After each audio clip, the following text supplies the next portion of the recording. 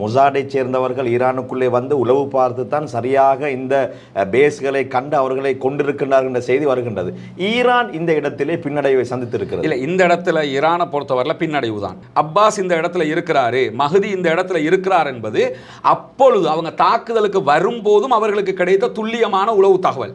Mossad அதில் அவருடைய உளவு தகவல்களை எடுப்பதில் வெற்றி பெற்றிருக்கிறது என்பதில் மாற்று கருத்து இல்லை. இஸ்ரேலுடைய இராணுவ தளபதிகள் மீட்டிங் நடத்தக்கல அந்த அலுவலகத்துக்கே தாக்குதல் நடத்தினாங்க. எனவே அவர்களும் இவர்களுக்கு நிகராக இவங்க மொசாது வைத்திருக்கிற மாதிரி அவங்க அல் அக்ஸா என்ற ஒரு உளவு பிரிவு வச்சிருக்கிறாங்க. அல் அக்ஸா உளவு பிரிவும் இஸ்ரேலுக்குள்ள மிக துல்லியமாக ஒர்க் பண்ணி இருக்கிறாங்க என்கிறது தெரிகிறது. இஸ்ரேலை பொறுத்தவரையில் இந்த ரெண்டைத்தான் அவங்க அணு உலைகளை இலக்கு வைத்தாங்க.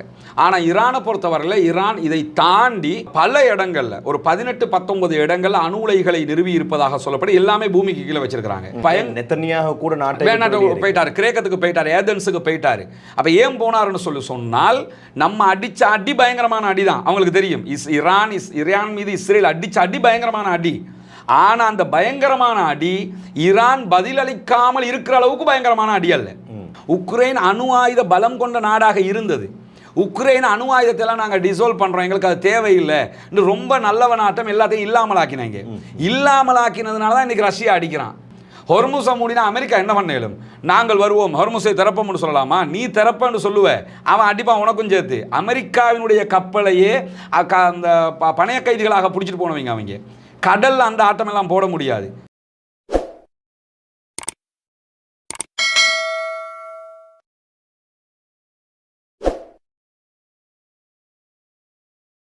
பீப்பிள்ஸ் நியூஸ் நேயர்கள் அனைவரையும் சிறப்பு நிகழ்ச்சிக்கு அன்போடு வரவேற்றுக் கொள்கிறேன். உங்களுக்கு தெரியும், இப்போது யுத்த பதற்றம் ஏற்பட்டிருக்கின்றது. சர்வதேச அளவிலே ஈரான் இஸ்ரேலுக்கு இடையிலே நடைபெற்றுக் கொண்டிருக்கக்கூடிய இந்த போர் இது எந்த அளவு தூரம் சர்வதேசத்தை பாதிக்கப் போகின்றது என்றெல்லாம் சமூக வலைத்தளங்களிலே பலரும் கருத்துக்களை சொல்லிக் கொண்டிருக்கின்றார்கள், பலரும் பேசிக் கொண்டிருக்கின்றார்கள். உலகமே அதிர்ந்து போயிருக்கின்றது. யாருமே எதிர்பாராத தருணத்திலே ஈரான் இஸ்ரேல் மீது தாக்குதல்களை மேற்கொண்டிருக்கின்றது. அந்த அடிப்படையிலே எங்களுடைய பீப்பிள்ஸ் நியூஸ் நேயர்களுக்காக வேண்டி இப்போது நடைபெறக்கூடிய இந்த யுத்தம் சம்பந்தமான சில விளக்கங்களை வழங்க வேண்டும். ஏனென்றால் இஸ்ரேலிலே அதிகமான இலங்கையர்கள் இருக்கின்றார்கள். இதன் மூலமாக இலங்கையை சார்ந்தவர்களுக்கு பல பாதிப்புகள் வருமா வராதா? அதே போன்று எங்களுடைய தேயிலை ஏற்றுமதியிலே ஈரான் முன்னணியிலே இருக்கின்றது. எங்களுடைய தேயிலையை கொள்வனவு செய்யக்கூடிய நாடாக. அந்த அடிப்படையிலே இலங்கைக்கு இந்த யுத்த சூழ்நிலை எந்த அளவு தாக்கத்தை செலுத்தப் போகின்றது என்பது புரியாத புதிராக இருக்க நாங்கள் சிந்தித்தோம். இந்த யுத்தம் சம்பந்தமான சில விடயங்களை உங்களோடு நாங்கள் பகிர்ந்து கொள்ள வேண்டும் என்பதற்காக வேண்டி இன்றைய எங்களுடைய இந்த சிறப்பு நிகழ்ச்சிக்காக வேண்டி மிக முக்கியமான ஒரு நபரை அழைத்தோம். இந்த யுத்தம் சம்பந்தமாக கள நிலவரங்கள் எப்படி இருக்கின்றது, இந்த யுத்தம் நீடிக்குமா நீடிக்காதா, இது தொடர்ந்து நீடித்தால் யாருக்கு இதன் மூலமாக பாதகங்கள் அதிகமாக ஏற்பட போகின்றது என்ற விடயங்களை எல்லாம் பேசுவதற்கு நாங்கள் தயாராக இருக்கின்றோம். அந்த அடிப்படையில் இன்றைய எங்களுடைய இந்த சிறப்பு கலந்துரையாடலுக்காக வேண்டி நாங்கள் அழைத்தோம். கடந்த 2 வருடங்களாக காசா சம்பந்தமான விடயங்களை தினமும் சமூக வலைத்தளங்களிலே பேசி அங்கே நடைபெறக்கூடிய தகவல்களை உடனுக்குடன் உறுதிப்படுத்தப்பட்ட செய்திகள் மூலமாக வழங்கி வரக்கூடிய சகோதரர் ரஸ்மின் MIAC அவர்களை அழைத்திருக்கின்றோம். நிகழ்ச்சிக்குள் அவர்களை அன்போடு வரவேற்றுக் கொள்கின்றேன். அஸ்ஸலாமு அலைக்கும். எப்படி இருக்கிறீங்க? அல்ஹம்துலில்லாஹ். கடந்த 2 ஆண்டு காலமாக நீங்கள் காசாவிலே இஸ்ரேலிய படையினரால் மேற்கொள்ளப்பட்டு வரக்கூடிய அந்த இன அழிப்பு சம்பந்தமாக தொடர்ந்து பேசி வந்தீர்கள். அந்த அடிப்படையிலே யாருமே எதிர்பாராத ஒரு கட்டத்திலே இப்போது ஈரான் இஸ்ரேல் மீது தாக்குதலை மேற்கொண்டிருக்கின்றது. இந்த தாக்குதலை ஆரம்பித்தது இஸ்ரேல் தான். யாருமே எதிர்பார்க்கவில்லை ஈரான் இவ்வளவு சீக்கிரமாக பதில் தாக்குதலை மேற்கொள்வார்கள். அந்த அடிப்படையில் இப்போது உலகமே அதிர்ந்து போயிருக்கிறது. முதலிலே சொல்லுங்கள், இப்போதைய கள நிலவரம், அதாவது நேற்றைய இரவிலே இந்த பதில் தாக்குதல் ஆரம்பிக்கப்பட்டிருக்கின்றது, இதுவரையிலே உள்ள கள நிலவரங்களை முதலில் சொல்லுங்கள். முதலாவது இந்த தாக்குதலை பொறுத்தவரையில் இஸ்ரேல் ஈரானை தாக்குவோம் என்று சொல்லி தன்னிச்சையாக முடிவெடுத்ததாக சொல்கிறாங்க. அவங்க தன்னிச்சையாக முடிவெடுக்கலைங்கிறது நேற்றைய தினம் அமெரிக்காவினுடைய மத்திய கிழக்குக்கான பொறுப்பாளராக இருக்கக்கூடிய ஸ்டீவ் விட்காஃபினுடைய பேச்சில் உலகமே பார்த்து கொண்டது. அவங்க ஆனால் ஆரம்பத்திலே அமெரிக்கா சொன்னது எமக்கும் இந்த தாக்குதலுக்கும் சம்பந்தம் இல்லை. அது ஏன் சொன்னாங்கன்னா, ஈரானை பொறுத்தவரையில் ஈரான் மீது தாக்குதல் நடத்துவதற்கு ஈரானுக்குள்ளே உள்ள கள நிலவரம் என்னங்கிறது சர்வதேசத்துக்கு யாருக்கும் தெரியாது. ஈரான், நார்த் கொரியா, அதே நேரத்தில் ரஷ்யா, இது மாதிரி சில நாடுகள், சீனா, இது மாதிரி சில நாடுகள் இருக்குது. இந்த நாட்டுக்கு உள்ளே என்ன இருக்குதுங்கிறது லேசாக ஒரு உளவுத்துறையால் கண்டுபிடிக்க விதமாக இல்லை. அவங்க அவ்வளவு நெருக்கமாக இறுக்கமாக அந்த நாட்டை கண்காணிக்கக்கூடிய ஒரு நாடாக இந்த நாடுகள் இருக்கிறது. அந்த அடிப்படையில் ஈரானுக்குள்ளே நடத்தக்கூடிய தாக்குதல் சக்ஸஸ் ஆகுமா அன்சக்ஸஸ் ஆகுமாங்கிற ஒரு கேள்வி அமெரிக்காவுக்கு இருந்தது. சக்ஸஸ் ஆனால் நாங்களும் தான், சக்சஸ் இல்லாட்டின்னு எங்களுக்கு சம்மந்தம் இல்லை என்கிற விதமாகத்தான் முதல் தாக்குதல் நடத்தப்படும் போதே அமெரிக்கா என்ன சொன்னாங்கன்னா இதுக்கும் எங்களுக்கும் சம்மந்தம் இல்லை அப்படின்னு சொன்னாங்க. ஆனால் நேற்றைய தினம் இறுதியாக டொனால்ட் ட்ரம்ப்பே அறிவித்தார். எப்படின்னு சொன்னால், CNN அவர் கொடுத்த பேட்டி, அதே போல் வால் ஸ்ட்ரீட் ஜேர்னலுக்கு அவர் கொடுத்த பேட்டி, ரெண்டுலையுமே என்ன சொன்னாருன்னா, இந்த தாக்குதல் நடத்தப்பட்டது வெள்ளிக்கிழமை, வியாழக்கிழமை இறுதியாக நெத்தன்யாகு என்னோடு தொலைபேசியில் பேசினார், சிறப்பான தாக்குதலாக அமைந்திருந்தது, தாக்குதல் ஈரானுக்கு பலத்த அடியை கொடுத்திருக்கிறது, இனிமேல் அவர்கள் விரிந்த பாரசீகம் என்கிற பேச்சை பேசக்கூடாது, ஈரான் என்பதோடு நிற்க வேண்டும். ஏன்னா ஈரான் நம்ம சொல்கிறோம், அவங்க பரந்த, இவங்க கிரேட்டர் இஸ்ரேல்னு சொல்கிற மாதிரி அவங்க கிரேட்டர் பாரசீகம், பெரிய பரந்த பாரசீகம்னு தான் சொல்லுவாங்க.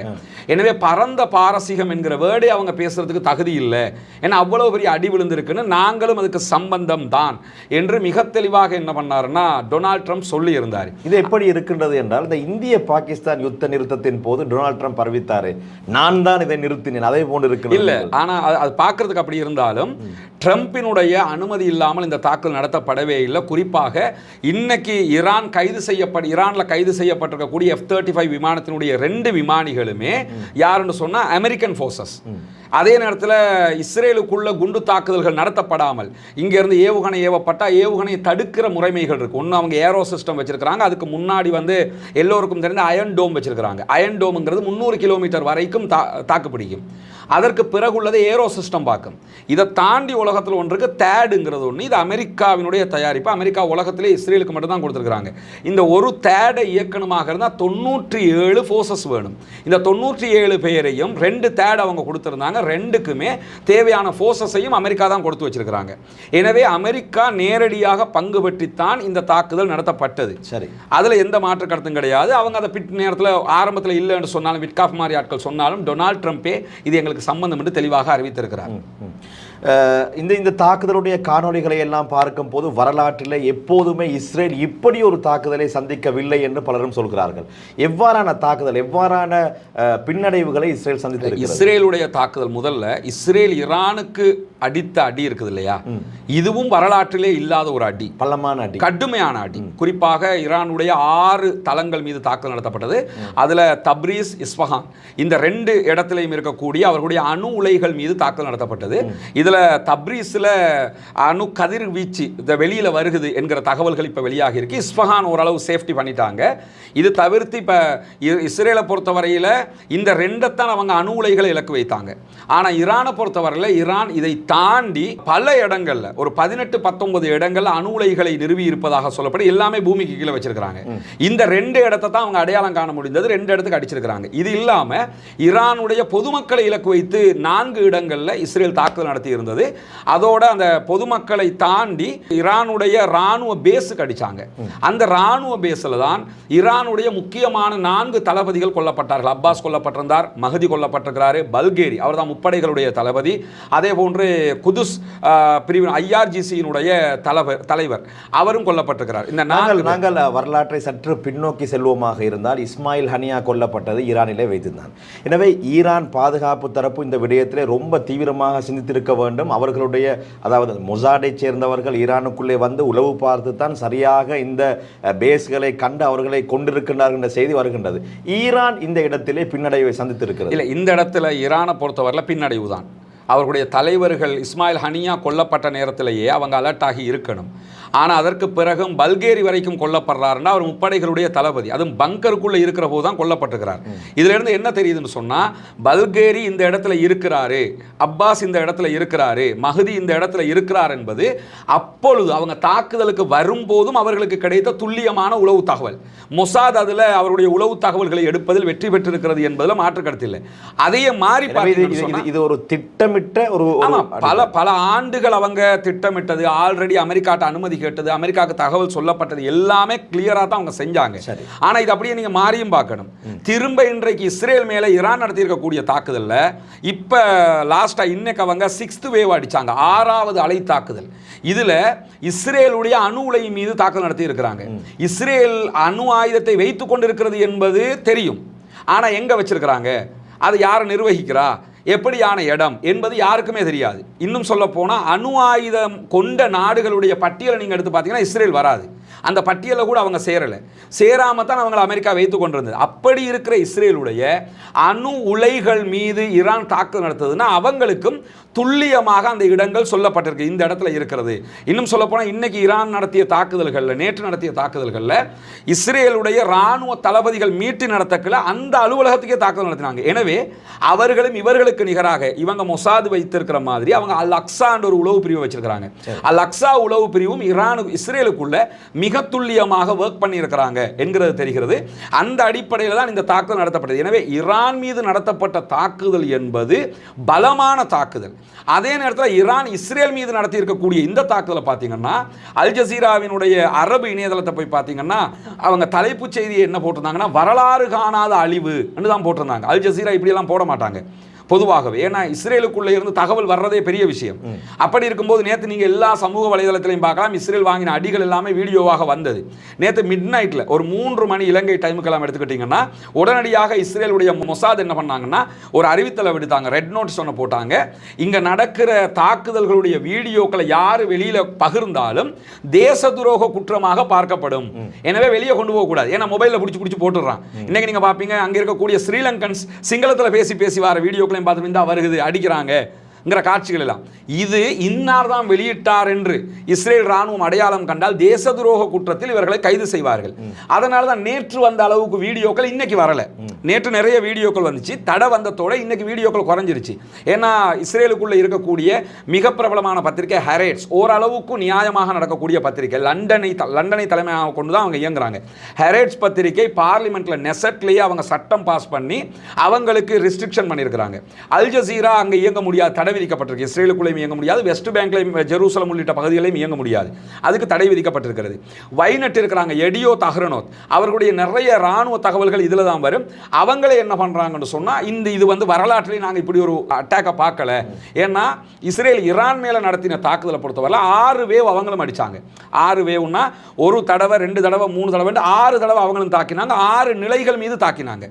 இவங்க என்ன பண்ணாங்கன்னா இதே மாதிரி 6 தடவை தாக்கினாங்க, 9 நிலைகள் மேலே தாக்கியிருக்கிறாங்க. இந்த 9 நிலைகளில் இறுதியாகத்தான் அணு உலையின் மீதான தாக்குதலும் நடந்திருக்கிறது. இதில் ஈரானில் நம்ம எடுத்துக்கிட்டோம்னா 200க்கும் மேற்பட்டவர்கள் 90க்கும் மேற்பட்டவர்கள் கொல்லப்பட்டிருக்கிறாங்க, 200க்கும் மேற்பட்டவர்கள் படுகாயம் அடைந்திருக்கிறாங்க. இஸ்ரேலை நம்ம எடுத்துக்கிட்டோம்னா 2 பேர் கொல்லப்பட்டிருக்கிறாங்கிற தகவல் வருது, 90க்கும் மேற்பட்டவர்கள் படுகாயம் அடைந்திருக்கிறார்கள் என்கிற தகவல் வருது. இதுக்கு 2 காரணம் இருக்குது. ஒன்று, ஈரானை பொறுத்தவரை ஒரு பெரிய நாடு, இஸ்ரேலில் ஒரு குட்டி நாடு தான். இந்த பெரிய நாட்டில் எல்லா இடங்கள்லையும் பங்கர் சிஸ்டம் கிடையாது, பொதுமக்களுக்கு பங்கர் சிஸ்டம் கிடையாது. இஸ்ரேலுடைய சிஸ்டம் என்னன்னா, நீங்கள் வீடு கட்டும் போதே பங்கர் வச்சு கட்டினா தான் உங்களுக்கு வீடு கட்டுறதுக்கு அனுமதி இருக்குது. நீங்கள் ஒரு யுத்தம் வந்தால் உடனே பங்கருக்குள்ளே போயிடணும். எனவே அவங்க அட்டாக் பண்ணும்போது அப்போ இந்த காயப்பட்டவங்கலாம் யாருன்னா மேக்சிமம் இவங்க சன நெரிசலில் காயப்பட்டவங்க, அடுத்தது அந்த குண்டு தாக்குதல்களையும் காயப்பட்டவங்க இருக்கிறாங்க, சன நெரிசல் தான் கூடுதலாக காயப்பட்டவங்க. அத்தனை பேர் உடனே என்ன பண்ணுவாங்கன்னா பங்கருக்குள்ளே போயிடுவாங்க. அந்த அழிவுகளை பார்த்தீங்கன்னா எத்தனை வீடுகள் அழிக்கப்பட்டிருக்கிறது, குறைஞ்சபட்சம் அந்த அழிவுகளுக்கு 2000 பேர் செத்துருக்கணும்.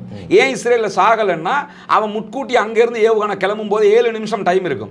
7 நிமிஷத்துக்குள்ள உடனே அவங்க மொபைல் அப்ளிகேஷன் வச்சிருக்காங்க, மொபைலுக்கு உங்களுக்கு அலர்ட் வரும், உடனே போங்க பங்கருக்குள்ளன்னு. உடனே பங்கருக்குள்ள அந்த ஏரியாவிலிருந்து பங்கருக்குள்ள போயிடுவாங்க. எனவே மக்கள் அங்கே சேவ் பண்ணப்பட்டுட்டாங்க. ஈரானுக்குள்ள அப்படி சேவ் பண்ணப்பட இயலாது, பெரிய நாடு, அவங்க பங்கர் சிஸ்டம் குறைவாக, ராணுவத்துக்கு தான் மேக்சிமம் அவங்க வச்சிருக்கிறாங்க. இந்த 2 மரணங்களை பார்த்தீங்கன்னா இந்த நிலைமை இருக்குது. இதே நேரத்தில் ஈரான் நேற்றைய தினம் 100 ஆளில்லா விமானங்கள் ட்ரோன்களை அட்டாக் பண்ணினாங்கன்னு சொன்னாங்க. அப்படி அவங்க அட்டாக் பண்ணவே இல்லை.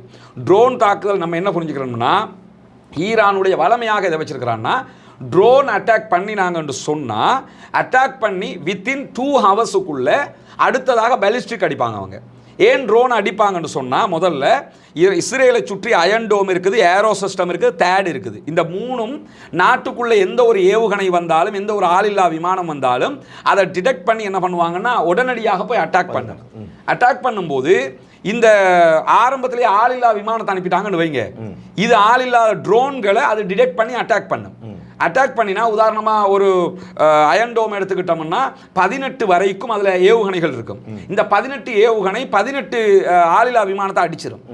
திரும்ப 18 நீங்கள் ஃபில் பண்ணணும்னா ஆட்டோமேட்டிக்காக ஃபில் ஆகாது. அது வந்து மெனுவலாகத்தான் ஃபில் பண்ணணும். அதை ஃபில் பண்ணுறதுக்கே 3 to 4 மணி நேரம் தேவைப்படுகிறது என்று சொல்கிறார்கள். அப்போ 3 to 4 மணி நேரம் செலவு பண்ணி தான் அதை ஃபில் பண்ணணும்.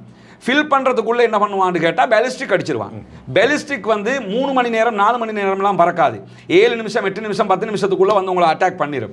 இந்த பேலிஸ்டிக்கை பொறுத்தவரையில் ஈரான் வைத்திருக்கக்கூடிய பேலிஸ்டிக் ஏவுகணைகள் 3800 கிலோமீட்டர் வரைக்கும் சென்று தாக்கக்கூடியது. இஸ்ரேலுக்கும் ஈரானுக்கும் இடையில 2000 சம்திங் கிலோமீட்டர்கள் தான் இருக்கிறது. எனவே லேஸ் அவங்க என்ன பண்ணிட்டாங்கன்னு கேட்டால் அடிச்சிட்டாங்க. ஆனால் முதல்ல அவங்க ஆளில்லா விமானத்தை அனுப்பினதுங்கிறது இந்த தடவை அனுப்பலவங்க, கடந்த தடவை அனுப்பினாங்க. இந்த தடவை என்ன பண்ணாங்கன்னா ஒவ்வொரு வேவ்லையும் 100+ ஏவுகணைகளை தான் ஏவினாங்க. ஏன்னா உலகத்தில் நீங்கள் எடுத்துக்கிட்டிங்கன்னா பேலிஸ்டிக் ஏவுகணை தயாரிப்புல முன்னணியில் இருக்கக்கூடிய நாடுகளில் ஒன்று யாருன்னு சொன்னால் ஈரான். அதே மாதிரி இப்போ ரஷ்யா உக்ரைன் போர் நடக்குதா இல்லையா?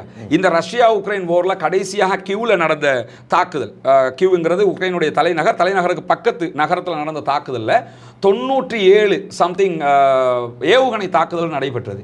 இந்த அத்தனை ஏவுகணையும் ஈரானுடைய சொந்த தயாரிப்பு ஏவுகணைகள் ரஷ்யாவுக்கு அவங்க கொடுத்தது. இது மாதிரி அவங்க பாலிஸ்டிக் நிறைய தயாரித்து வச்சிருக்கிறாங்க. நிறைய பேரில் ஜுல்ஃபிகார்னு ஒரு வகை பாலிஸ்டிக் அவங்க தயாரித்து வச்சிருக்கிறாங்க. அதனால தான் யமனில் இருக்கிறவங்க ஜுல்ஃபிகார் அட்டாக் பண்ணுவாங்க, அது பாலஸ்டைன் 2 என்ற ஒரு ஏவுகணை அட்டாக் பண்ணுவாங்க. இதெல்லாம் இவங்க தேடோ அல்லது எதை வைத்து கொண்டு இருந்தாலும் ஒரே நேரத்தில் 1-2 வந்தால் அது தடுக்க முடியும். ஆனால் ஒரே நேரத்தில் 100 வந்தால் தடுக்க இயலாது. ஏன்னா தேர்டு ஏரோ சிஸ்டம் அயன்டோம் எல்லாத்தையும் சேர்த்தாலும் அவங்க ஒரு 50 தடுக்கிறதுக்கு வாய்ப்பு இருக்குது. இவங்க ஒரே நேரத்தில் 100 அனுப்பினாங்க, 100 6 தடவை அனுப்பினாங்க. எனவே தடுக்க முடியாமல் போய்விட்டது. இந்த அடி வந்து அவங்க எதிர்பார்க்கவே இல்லை. பொதுமக்கள் பாதிக்கப்படாவிட்டாலும் இராணுவ தலைமையகம் குறிவைக்கப்பட்டிருக்கு இஸ்ரேலுடைய பலத்தடி இராணுவ தலைமையகத்துக்கு. அதே மாதிரி அவர்களுடைய இந்த அணு உலை இலக்கு வைக்கப்பட்டிருக்கிறது. 1881 ஒட்டோமான் கலிஃபேட் இருக்கிற காலத்தில் அவங்க கைப்பற்றி கொண்ட ஒரு இடம் இருக்கு, ரோஷன் என்கிற ஏரியா. அந்த ரோஷன் என்கிற ஏரியா முழுவதுமாக அளிக்கப்பட்டிருக்கிறது. அதே போன்று அஷ்கலோன் மேல பயங்கரமான அட்டாக் பண்ணியிருக்கிறாங்க, டெல் அவிவ் மேல கடுமையான அட்டாக் பண்ணியிருக்கிறாங்க. இந்த நிமிஷம் வரைக்கும் இஸ்ரேலுடைய எல்லா விமானங்களையும் வெளிநாட்டுக்கு அனுப்பிட்டாங்க. அப்ப இஸ்ரேலுக்கு நெத்தனியாக கூட நாட்டுக்கு போயிட்டாரு, கிரேக்கத்துக்கு போயிட்டாரு, ஏதென்ஸுக்கு போயிட்டாரு. அப்ப ஏன் போனாருன்னு சொன்னால் நம்ம அடிச்ச அடி பயங்கரமான அடி தான். அவங்களுக்கு தெரியும் ஈரான் மீது இஸ்ரேல் அடிச்ச அடி பயங்கரமான அடி. ஆனா அந்த பயங்கரமான அடி ஈரான் பதிலளிக்காமல் இருக்கிற அளவுக்கு பயங்கரமான அடி அல்ல. அதனால தான் ஈரானும் என்ன பண்ணாங்கன்னா திருப்பி அடிச்ச அடிங்கிறது மிக கடுமையாக கொடூரமான அடியாக அவங்க அடிச்சிருக்கிறாங்க. இதுல பாதிப்பை பொறுத்தவரையில ஈரான் ஒரு பெரிய நாடுங்க. அந்த நாட்டோட ஒப்பிடக்கில் இஸ்ரேலுக்கு ஏற்பட்ட பாதிப்பு தான் மிக கடுமையான பாதிப்பாக பார்க்கப்படும். இன்னும் சொல்ல போனா இப்ப நீங்க என்ன சொல்றீங்கன்னா நான் வந்து 10 தடவை ஒலிம்பிக்ல பாக்ஸிங்ல சாம்பியனா இருக்கிறேன் அப்படிங்கிறீங்க.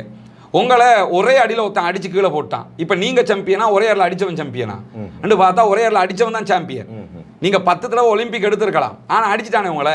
அது மாதிரி இது இந்த கொத்திட்டு போய் மரம் கொத்தி வாழை மரத்தை கொத்துமன்ற மாதிரி இவங்க என்ன நினைச்சாங்கன்னா ஈரானை ஈஸியா அடிக்கலாம்னு நினைச்சாங்க. அந்த வகையில வாங்கி அவங்க அடிச்ச அடி அகோரமாக இருந்தாலும் அதற்கு ஈரான் கொடுத்திருக்கக்கூடிய பதிலடி அதை விட அகோரமாக இருக்கிறது. கண்டிப்பாக அவர்கள் அகோரம் இவர்கள் அகோரம் எது எவ்வாறாக இருந்தாலும் கொல்லப்படுவது அப்பாவி மக்கள் உயிர்கள் அங்கே கொல்லப்படுகின்றன. யுத்தங்கள் நடைபெறக்கூடாது என்பதுதான் எங்களுடைய நிலைப்பாடு. அடுத்ததாக சொல்லுங்கள், இப்போது அமெரிக்கா ஈரானை எச்சரித்துக் கொண்டே இருக்கின்றது. இது போதும், எங்களுடைய நீங்கள் தொடர்ந்தும் தாக்குதல்களை மேற்கொண்டால் எங்களுடைய நடவடிக்கை மிக பயங்கரமாக இருக்கும் என்று பெரிய அண்ணன் எச்சரித்துக் கொண்டிருக்க, மறுமுனையில் ஈரான் பிராந்திய நாடுகளை எச்சரித்துக் கொண்டே இருக்கின்றது. கவனமாக இருங்கள், யாராவது உதவி செய்தால் நாங்கள் விட மாட்டோம் என்று. இந்த பிராந்திய அண்டை நாடுகளுக்கு இந்த யுத்தம் எந்த அளவு பெரிய தாக்கத்தை செலுத்தும்? இல்லை, முதல்ல அது யூஸ்லெஸ் ஸ்டாக்குன்ட்டாங்க. ஈரான் இன்னைக்கு என்ன பண்ணிட்டாங்கன்னா, அப்பாஸ் ஆராக்சி ஈரானுடைய வெளிவிவகார அமைச்சர் மிக தெளிவாக ஸ்டேட்மெண்ட் கொடுத்துட்டாரு. இனிமேல் அமெரிக்காவோட பேச்சு கிடையாது, அது யூஸ்லெஸ் ஸ்டாக்குன்ட்டாரு. உங்களோட எதுக்கு பேசணுன்னாங்க? ஏன்னா நாளைக்கு பேச்சுவார்த்தை இருந்தது, நியூக்ளியர் டாக்ஸ் இருந்தது, இருக்கும்போது தான் அட்டாக் பண்ணியிருக்கிறீங்க. அதாவது 6ஆம் கட்ட பேச்சுவார்த்தை. ஆமாம், அதில் இப்போ பேச்சுவார்த்தை நஷ்டமாக போயிடுச்சு. யாருக்குன்னு கேட்டால் அமெரிக்காவுக்கு. இதில் நீங்கள் என்ன கவனிக்கணும்னா, இந்த தாக்குதலில் யாருக்கு லாபம் என்று பார்த்தீங்கன்னா ஈரானுக்கு தான் லாபம். இஸ்ரேல் ஈரான் மேலே தாக்குதல் நடத்துது. காரணம் என்ன சொல்கிறாங்க? ஈரானிடத்தில் அணு ஆயுதம் இருந்தால் இஸ்ரேலுக்கு அது பாதிப்பு, எனவே செல்ஃப் டிஃபென்ஸுக்காக நாங்கள் தாக்குதல் நடத்துகிறோம் என்கிறார்கள். இப்போ இன்றைக்கு அணு ஆயுத தடுப்பு மையம் வெளியிட்டிருக்கக்கூடிய அறிக்கையில் என்ன சொல்கிறாங்கன்னு சொன்னால், இனிமேல் ஈரான் அணு ஆயுதத்தை பெற்றுக்கொள்வதற்கான நியாயமான காரணமாக இதை சொல்லுங்கிறாங்க. என்ன சொல்லுவாங்கன்னா, எங்களுக்கு செல்ஃப் டிஃபென்ஸ் வேணும், இஸ்ரேல்ட்ட இருந்து எங்களுக்கு பாதிப்பு இருக்குது, எனவே நாங்கள் அணு ஆயுதத்தை தயாரிக்கிறோம். இப்போ ஆல்ரெடி அவங்க 90% நெருங்கிட்டாங்க. இப்போ அசால்ட்டாக என்ன பண்ணுவாங்கன்னா, அணு ஆயுதத்தை நாங்கள் தயாரிப்போம்பாங்க. இப்போ தயாரிக்கிற வரைக்கும் நீங்கள் இதெல்லாம் பண்ணலாம். வடகொரியா மேலே என்ன எல்லாம் பண்ணினாங்க அமெரிக்கா, தயாரிக்கிற வரைக்கும். தயாரிச்சதுக்கு பிறகு இன்னைக்கு வடகொரியா என்ன கூத்து போடுறான்? யாராவது வடகொரியா மேல ஒரு ஏவுகணை ஏவ முடியுதா? தயாரிக்கிற வரைக்கும் தான் நீங்க அவங்கள போட்டு நெருக்கலாம், எதனாலும் செய்யலாம். தயாரிச்சிட்டாங்கன்னு சொன்னா நீங்க ஒன்றும் பண்ண முடியாது. அதே மாதிரி நீங்க இன்னைக்கு இருக்கிற உக்ரைனை எடுத்துக்கிட்டீங்கன்னா, உக்ரைன் அணு ஆயுத பலம் கொண்ட நாடாக இருந்தது. உக்ரைன் அணு ஆயுதத்தெல்லாம் நாங்கள் டிசால்வ் பண்ணுறோம், எங்களுக்கு அது தேவையில்லை, ரொம்ப நல்லவனாட்டம் எல்லாத்தையும் இல்லாமலாக்கினாங்க. இல்லாமலாக்கினதுனால தான் இன்னைக்கு ரஷ்யா அடிக்கிறான். இல்லாமல் ஆக்காமல் இருந்திருந்தா அடிப்பானான்னு கேட்டால் கண்டிப்பாக அடிக்க மாட்டான். எனவே பேச்சுவார்த்தை வந்து யூஸ்லெஸ்ன்ட்டாங்க. ஒன்று, பிராந்திய நாடுகளை இது எப்படி பாதிக்கும்னு சொன்னால், இந்த யுத்தத்தில் முதல் நாளே இந்த அட்டாக் நடந்தது இல்லையா, நடந்ததோடு என்ன ஆயிடுச்சுன்னா நிறைய பங்கு சந்தைகள் வீழ்ச்சி அடையுது. பெட்ரோலியம் விலை அதிகரிக்கும், எரிபொருட்களுடைய விலை பெட்ரோலியமாக இருந்தாலும் சரி எதாக இருந்தாலும் விலை அதிகரிக்கும். ரெண்டாவது, இந்த பயண தடைகள் பல நாடுகள் விதிக்கிறதுனால அந்த பிரச்சனை எல்லாவற்றையும் தாண்டி இன்னைக்கு என்னன்னு கேட்டால், ஹொர்முஸ் நீர்நிலையை நாங்கள் மூடுவதற்கு அதற்குரிய திட்டங்களை வகுத்து கொண்டிருக்கிறோம் என்று ஈரான் சொல்றாங்க. ஈரானை பொறுத்தவரையில் இதை பார்லிமெண்ட்ல கொண்டு வந்து பாஸ் பண்ணணுங்கிற தேவையில்லை, இஸ்ரேலுக்கு தேவை இருக்குது. குறைஞ்சது கேபினெட்லையாவது இஸ்ரேல் பேசணும். இப்போ நம்ம நாட்டில் யுத்தம் நடந்துச்சு. யுத்தம் நடக்கும்போது மஹிந்த ராஜபக்ஷ கேபினெட்டில் பேசி வேலை செய்யலை. விதாயக பலைய கொண்ட ஜனாதிபதி அடிராம்பார் அடிப்பாங்க.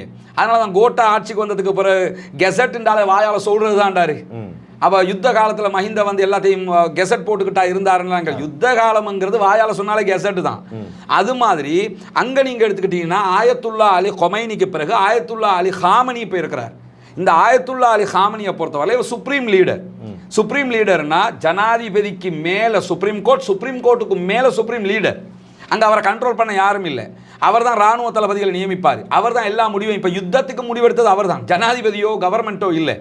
அது மாதிரி இப்போ என்னன்னா, ஹொர்முஸ் நீர்நிலையை பொறுத்தவரை உலகத்தின் இந்த செட்டப்பை நீங்கள் பார்த்தீங்கன்னு வைங்களேன், இந்த சவுத் ஏஷியாவுக்குள்ள சில லாக்குகள் இருக்கிறது இயற்கையாக. அதில் ஒன்று, நீங்கள் ஸ்பெயினுக்கும் அதே போன்று மொரோக்கோவுக்கும் இடையில ஒரு ஜலசந்தி ஒன்று இருக்குது, சின்ன இடம். அந்த இடத்த மூடினாங்கன்னு வைங்க, ஆப்பிரிக்காவை சுற்றி வர்ற எவனுக்கும் வர முடியாமல் போயிடும். அதே நேரத்தில் ஈஜிப்டினுடைய சுயஸ் கால்வாய் இருக்குது. சுயஸ் கால்வாயால் உள்ளே வந்து தான் செங்கடலுக்குள்ளே வரணும். செங்கடலில் உள்ள வரணும்னா சுயஸ் கால்வாயை திறக்கணும். ஈஜிப்ட் நாங்கள் சுயஸ் கால்வாய் திறக்க மாட்டோம்னு சொல்லிட்டாங்கன்னா உங்களுக்கு உள்ளே வர முடியாது. மீறி உள்ளே வந்துட்டீங்கன்னு வைங்க, அந்த சுயஸ் கால்வாயால் செங்கடலில் ரெட்சியால் நீங்கள் வெளியே வரும்போது அங்கே வந்து யமன் இருக்கிறாங்க. இப்போ யமன் ஹூத்திகள் நின்று அட்டாக் பண்ணுறானா இல்லையா, இந்த இடம் யமன் அனுமதிச்சா தான் உங்களுக்கு அதை தாண்டி வர முடியும். அப்போ யமன்ட கண்ட்ரோல் அது இருக்குது. இதை தாண்டி ஸ்பெஷல் என்னன்னு கேட்டால், இந்த ஹொர்முஸ் ஜலசந்தி இருக்குது. ஹொர்முஸ் ஜலசந்தியை நீங்கள் எடுத்து பார்த்தீங்கன்னு சொன்னால், இது ஈரானுடைய தொங்கலில் இருக்கும். ஈரானுடைய மெயின் போர்ட் இது. ஈரானுடைய தொங்கலில் இருக்கும். இந்த பக்கம் யார் இருப்பாங்கன்னு சொன்னால், இந்த பக்கம் தான் UAE இருக்கும், கத்தார் இருக்கும், குவைத் இருக்கும், பஹ்ரைன் இருக்கும். எல்லாமே இந்த பக்கம் தான் இருக்கும். அதாவது கத்தார் உலகத்திலேயே நம்பர் 1 கேஸ் LP கேஸ் உற்பத்தியாளர்கள் அவங்க. அப்போ அவங்களுடைய கப்பல் எதில் போகணும்னா இந்த ஜலசந்தியால், ஹொர்முஸ் ஜலசந்தியால் தான் போகணும். அதே நேரத்தில் குவைத்தாக இருந்தாலும் பஹ்ரைனாக இருந்தாலும் எண்ணெய் விற்பனை எல்லாமே இந்த உலகத்தில் நடக்கிற எண்ணெய் விற்பனையில் 1/3 பங்கு எங்கே நடக்குதுன்னா இந்த ஹொர்முஸ் ஜலசந்தியால் தான் நடக்குது. இந்த ஹொர்முஸ் ஜலசந்தியை நாங்கள் இழுத்து மூடுறோம், எவன் போனாலும் அடிப்போம்னு சொன்னான்னு வைங்க, நீங்கள் அவ்வளோதான், எந்த பிஸ்னஸும் நடக்காது. உங்களுக்கு பெட்ரோலும் கிடையாது, டீசலும் கிடையாது, LPயும் கிடையாது, ஒன்றும் கிடையாதுன்னு ஆகிரும். இதுக்கு முன்னுக்கு பண்ணியிருக்கிறாங்கன்னா பலமுறை பண்ணியிருக்கிறாங்க ஈரான். 1978 நினைக்கிறேன், 78 அல்லது 75 கால பகுதிகளிலையும் இஸ்ரேல் பிரச்சனை வந்த நேரத்திலேயே என்ன பண்ணாங்கன்னா, நாங்கள் ஹொர்முஸை மூடுறோம்பாங்க. ஹொர்முஸை மூடினா அமெரிக்கா என்ன பண்ணலும், நாங்கள் வருவோம் ஹொர்முஸை திறப்போம்னு சொல்லலாமா, நீ திறப்பன்னு சொல்லுவ, அவன் அடிப்பான் உனக்கும் சேர்த்து. அமெரிக்காவினுடைய கப்பலையே அந்த பணைய கைதிகளாக பிடிச்சிட்டு போனவங்க அவங்க. கடலில் அந்த ஆட்டமெல்லாம் போட முடியாது. அப்போ இந்த அளவுக்கு அவர்களுக்கு கடலில் வந்து பெரிய பலம் இருக்குது அவங்களுக்கு. அதை தாண்டி இப்போ நீங்கள் சொன்ன மாதிரி இன்றைக்கி அவங்க விடுத்திருக்கிற அறிக்கை என்னென்னு சொன்னால், அரபு நாடுகள் இஸ்ரேலுக்கு நான் அடிக்கும்போது எவனாவது குறுக்க வந்தால் உனக்கும் சேர்த்து அடிப்பேனுங்கிறான். அப்போ இதெல்லாம் சொல்கிறான்னு சொன்னால் 2 காரணம். ஒன்று, அவர்களிடத்தில் ஆயுத பலம் இருக்கிறது. 2வது என்னென்னா, ரஷ்யாவும் சீனாவும் அவர்களோடு இருக்கிறது. தேவைப்பட்டால் வடகொரியா உள்ளே வருவான். அதாவது இடதுசாரிகள் எல்லாருமே ஒரு பக்கம் வருவாங்க, வலதுசாரிகள் எல்லாம் ஒரு பக்கம் இருப்பாங்க என்கிற ஒரு நிலை இருக்கிறது. எனவே இது யாருக்கு பாதிப்பு உண்டாக்கும்னா, அரபு தேசங்களுக்கு பெரிய பாதிப்பு உண்டாக்கும். ஏன்னா பெட்ரோல் பிசினஸ், ஈவன் சவுதியினுடைய நிறைய கப்பல்களே ஹொர்முஸ் ஜலசந்தியை தாண்ட வேண்டி இருக்கிறது. சரி, ஹொர்முஸை தாண்டிட்டாங்க, அப்படி அவங்க திரும்ப வெஸ்ட்டுக்கு போகணும்னு வைங்க, ஹொர்முஸை தாண்டலாம், அடுத்து எங்கே போகணும், செங்கடலால் தான் வெஸ்ட்டுக்கு மேலே ஏறணும், செங்கடலால் போய் தான் ஈஜிப்டை தாண்டணும். அவங்க செங்கடலில் போனால் அங்கே அவங்க நிற்கிறாங்க. எனவே இந்த ரெண்டு தரப்பையும் அவங்க கரெக்டான இடத்த பிடிச்சி வச்சிருக்கிறதுனால இது இஸ்ரேலுக்கு பார்க்கறதுக்கு தாக்குதல் நடத்திட்டோம் அடிச்சிட்டோம்ன்ற மாதிரி இருக்கும். ஈரான்காரங்களும் ஒன்று விளங்கிருங்க, ஈரான்காரங்களும் டொனால்ட் ட்ரம்ப்பும் கிட்டத்தட்ட சேம். டொனால்ட் ட்ரம்ப்பும் என்ன செய்யறேன்னு தெரியாமலே எதையாவது செய்வாப்புல, ஈரான்காரங்களும் அப்படி தான். என்னத்தை நடந்தாலும் பரவாயில்லை, நாங்கள் இப்படி தான். நீங்கள் ஹூதிகளை பார்க்குறீங்களா இல்லையா, என்னத்தை நீங்கள் அடித்தாலும் ரப்பர் போல் மாதிரி அவங்க திரும்ப திரும்ப வருவாங்க. நீங்கள் எத்தனை பேரை கொன்னாலும் நாங்கள் அப்படி தாண்டான்னு சொல்லி சாரத்தை கொடுத்து, நம்ம ஊர் சாரை மாதிரி கொடுத்து கோட்டை போட்டுக்கிட்டு வர்றானா இல்லையா, வந்து அட்டாக் பண்ணிக்கிட்டு இருப்பான். எனவே இதில் அவங்க ஒரு பிடிவாதமாக நிற்க எல்லாத்தையும் தாண்டி ஈரானுடைய ப்ராக்சிஸ் நிறைய இருக்கிறாங்க. இதில் உதாரணமாக நீங்கள் ஈராக்குள்ளே போனீங்கன்னு சொன்னால், ஈராக்குள்ளே கத்தாய்பி ஹிஸ்புல்லா இருக்கிறாங்க. அப்போ அவங்களுடைய ப்ராக்சிஸ் அவங்க. அதே மாதிரி ஹிஸ்புல்லாக்கள் இருக்கிறாங்க லெபனானுக்குள்ள, அவங்களுடைய ப்ராக்சிஸ். யமனில் ஹூதிகள் இருக்கிறாங்க, அவங்களுடைய ப்ராக்சிஸாக இருக்கிறாங்க. பாலஸ்தீன விடுதலை அமைப்பை நீங்கள் எடுத்துக்கிட்டா கூட அவங்களும் இவங்கள்ட்ட இருந்து ஆயுதம் எடுக்கக்கூடியவங்க. இப்படி நிறைய ப்ராக்சிஸை உருவாக்கி விட்டுருக்காங்க. எல்லா நாடுகளுக்குள்ளேயும் அவங்களுடைய ஆட்கள் இருக்காங்க. சவுதி அரேபியாவில் ஹஜ் நேரத்தில் பிரச்சனை வந்துச்சு, 2-3 வருஷம் தடையை விதிச்சிருந்தானே, அதுக்கு பிறகு சவுதியை ஓப்பன் பண்ணி விட்டானா இல்லையா. ஏன்னா சவுதியினுடைய ஒரு மாகாணத்தில் பெருமளவில் அவங்க இருக்கிறாங்க. அப்போ இந்த மாதிரி அவங்களுடைய அந்த நெட்வொர்க்குங்கிறது ரொம்ப வியாபித்து போய் இருக்கிற காரணத்தினால இது யாருக்கு பாதிப்போ இல்லையோ, முதல்ல அரபு நாடுகளுக்கு பாதிப்பு, ரெண்டாவதாக வெஸ்ட்டில் இருக்கிற எல்லா நாடுகளுக்கும் பெரிய பாதிப்பு உண்டாக்கும். நம்ம நாட்டுக்கு அதை விட பெரிய பாதிப்பு உண்டாக்கும். ஏன்னு கேட்டால் இந்த ஜலசந்தி வழியாகத்தான் ஒன்றும் நமக்கு ஆப்பிரிக்காவை சுற்றி வாரனாலும் செங்கடல் வழியாகத்தான் நமக்கு கப்பல் வரணும். நம்ம முன்னாள் ஜனாதிபதி ரணில் விக்ரமசிங்க கப்பல் அனுப்ப போறேன்னு சொன்னாரா இல்லையா, எதுக்கு சுட்டு விளையாடுறதுக்கா, அங்கே ஒன்றும் போய் பண்ண முடியாது. அவன் அடிக்க நினைச்சானா அவனை நீங்கள் உலகத்தில் அரசாங்கமாகவே ஊதிகளை ஏற்றுக்கிறல. ஒரு குழுங்கிறீங்க, ஒரு குழு எதனாலும் பண்ணலாமே, அமெரிக்காவுக்கே முடியாதுன்னு வெளியே போயிட்டானா இல்லையா. இனிமேல் நாங்கள் ஊதிகளோட சண்டை இல்லைன்னு டொனால்ட் ட்ரம்ப் வந்ததோட கப்பலை எல்லாம் பெட்டி படுக்கையெல்லாம் கட்டி எடுத்துகிட்டு போயிட்டாரு. ஏன்னா அவங்க F-35 விமானத்தை அடிச்சு கீழே உளுத்தாட்டி விட்டாங்க. எனவே இந்த ப்ராக்சிஸ் இருக்கிறதுனாலையும் இது பெரிய தர்ம சங்கடமான ஒரு சூழலாக அரபு நாடுகளுக்கு மாறும்.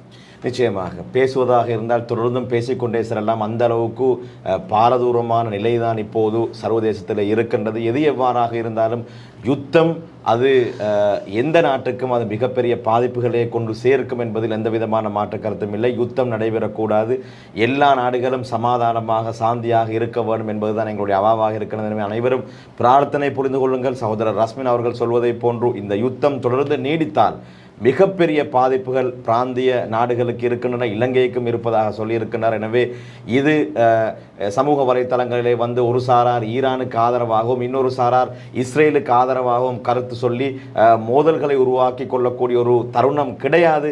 மாற்றமாக அனைவரும் பிரார்த்தனை புரிந்து கொள்ள வேண்டும். உலகத்திலே சமாதானம் ஏற்பட வேண்டும், உலகளாவிய மக்கள் நிம்மதியாக வாழ வேண்டும் என்பதுதான் இந்த தருணத்திலே நாங்கள் செய்ய வேண்டிய மிகப்பெரிய பிரார்த்தனையும் கடமையாக இருக்கின்றது என்பதை பீப்பிள்ஸ் நியூஸ் சார்பாகவும் நாங்கள் உங்களுக்கு வேண்டிக் கொள்வதோடு இன்றைய இந்த எங்களுடைய சிறப்பு கலந்துரையாடலுக்காக வேண்டி எங்களுடைய அழைப்பை ஏற்று உடனடியாக எங்களுடைய கலையகத்திற்கு வந்து என்னுடைய எல்லா வினாக்களுக்கும் பதில் சொன்ன சகோதரர் ரஸ்மின் MISC அவர்களுக்கு நன்றிகளை தெரிவித்துக் கொள்கின்றோம். ரொம்ப நன்றி. நன்றி, வாழ்த்துக்கள். நிகழ்ச்சியை இத்தோடு நிறைவுக்கு கொண்டு வருகின்றேன். தயாரிப்பாளர் சுரேன் சந்திரவுக்கு நன்றிகளை கூறிக்கொண்டு விடைபெற்றுக் கொள்கின்றேன். நேயர்களே, நீங்களும் இந்த நிகழ்ச்சியை முழுமையாக பார்த்திருந்தால் உங்களுடைய கருத்துக்களை எம்மோடு பகிர்ந்து கொள்ளுங்கள்.